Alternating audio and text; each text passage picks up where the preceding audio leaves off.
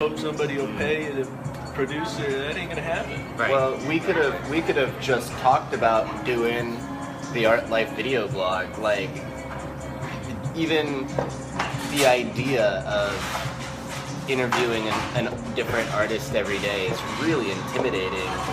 We didn't even just think about it. We were like we grabbed onto the opportunity with both hands, and we were like, all right, this is gonna take us somewhere. So we tried to get it rolling, and it's really going very well. Yeah. But, yeah. Pretty awesome. 2 months. So That's insane. Yeah. Right on. So you're working on that one right now. And then I got a whole a whole hard drive full of like ideas, concepts, started scripts.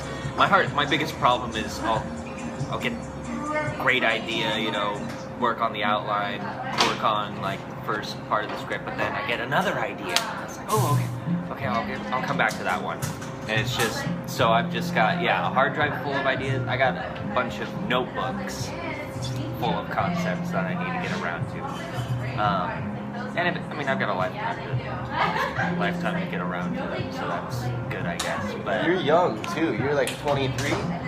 26 actually, but 26. I'm going on 18. You know, like that's which is good in acting though. Like look young as long as you can. You know, so I still get auditioned for high schoolers and that. So it's really cool.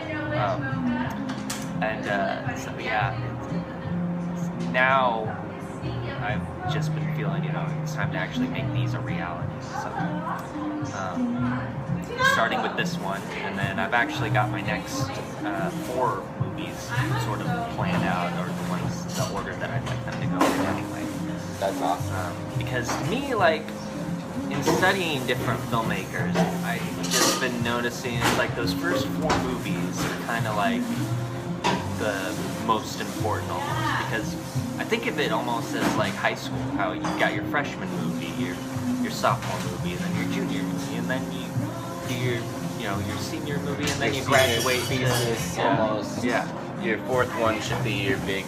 Absolutely. The 4th one is where it's the taking off point, whether you're going to be commercial plus or stick to the indie or whatever kind of thing.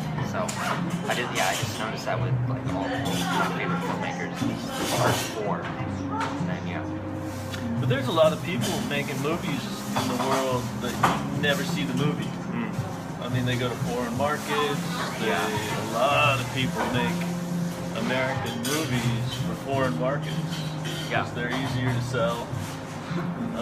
There's a lot of people selling movies on different, like Netflix has got a lot of crappy movies that they bought with some package so that they could have a full library, right? Yeah. And a lot of those sites, Hulu and those sites, have those movies too, and those filmmakers get paid for that kind of stuff too. So, I mean, I think there's probably more movies. I mean, you see, like, in the Red Box, you see the directed videos with Cuba Gooding Jr. makes, he must make 10 movies a year, this guy, right. And they're all terrible. They're all crap. I mean, he'll do guest spots in good movies in the theaters once in a while, but that guy's making a lot of money off of movies that never see the theater. Right. And I think that's going on.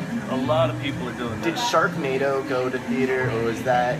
That was done on some cable/satellite channel. Right. And it just number 2. I think number 2. I really saw some theaters.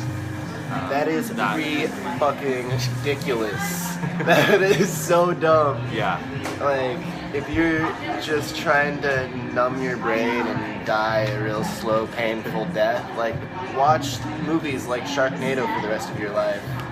But there is real substance out there, I think believe it or with not. the technology now, I mean, there's no excuse. If you've got a script and you've got friends that can act, there's no excuse not to make a movie. Absolutely. Well, I think that's the cool thing about our position these days. It's like, now it's all about DSLRs. It's like, it never used to be that Joe Schmo could walk into a video store, But you know, if you wanted to buy a film, I mean, it had to be a film camera Right. too, and that was ridiculously expensive.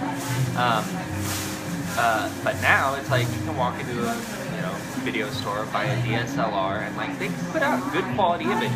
Like the old school or the purists or whatever. It's it's like it shouldn't be that way, I guess, or something. I've heard conflicting points of view about it, but I just think it's so exciting.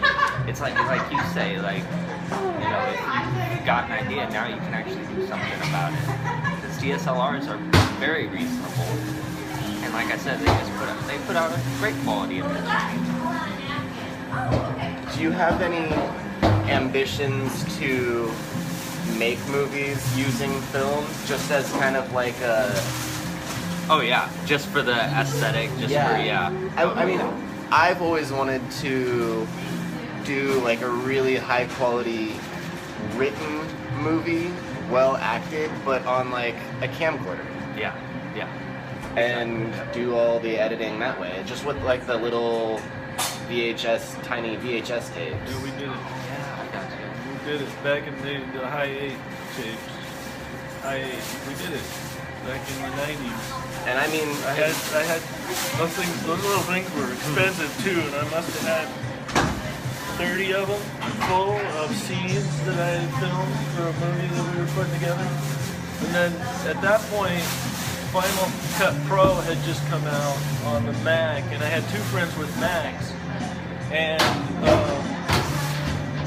you had to get the film, you had to get the footage into the computer in order to edit it, and it's two totally different mediums. High 8 is a different, so you had to have this FireWire that cost $180 for this one wire just to plug into your camera and then go into the computer to get your film footage in so that you can edit it on Final Cut Pro. It took us 3 days to figure out how to get our footage in the goddamn computer.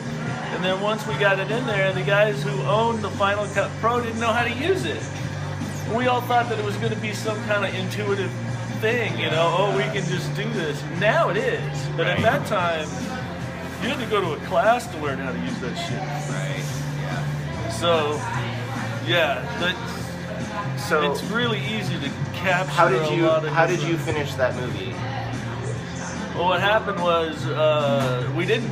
Yeah. The people ended up the actors in it, because we were all in an acting class, right? The actors in it took the footage that they had of themselves and took it to. A few of them took their stuff to professional and cut a reel together with some of the stuff that I filmed and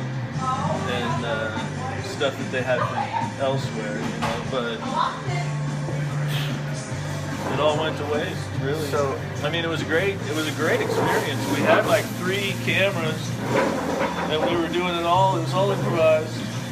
We set up a story. We were in classes where, we learned how to work that way. Yeah. And we were making up stories in order to sort of live out the emotions of a scene, right? So we'd have a scene, and then we'd make up a personal story between the other actor and ourselves, and then we'd get on stage and we'd sort of live out this thing that we had created, and then the teacher would say, okay, now go into the scene, and then we'd go into the scene with the emotions that we had from the imaginary circumstance that we had created. So we learned how to create around that, so we developed scenes from improvisations, and it was pretty intense. It was fun. But I learned a lot about capturing footage, how actors work, how difficult it is to. So if you guys ever need an actor or somebody to help you out with something, I think Christopher will be willing to help out. Absolutely, I would love to. Right, I do the same. Do some acting. I got too many things going on to contribute much behind the scenes, but if you need an old fart, I'd be happy to show up and do the best I can. So I guess I asked, and we kind of got off on a tangent. I'm sorry about that. So would you like to use film? Oh yeah, at least for just to yeah, just to do it, just to be able to say, yeah, I worked with film or whatever. I know, cool thing about digital is, you change a battery and you can keep going. You change the card or whatever. Film, it's a lot more risky because it's like film is so expensive, and if you mess up a take, it's kind of you just wasted that film. But I do just love the aesthetic of film, and I would totally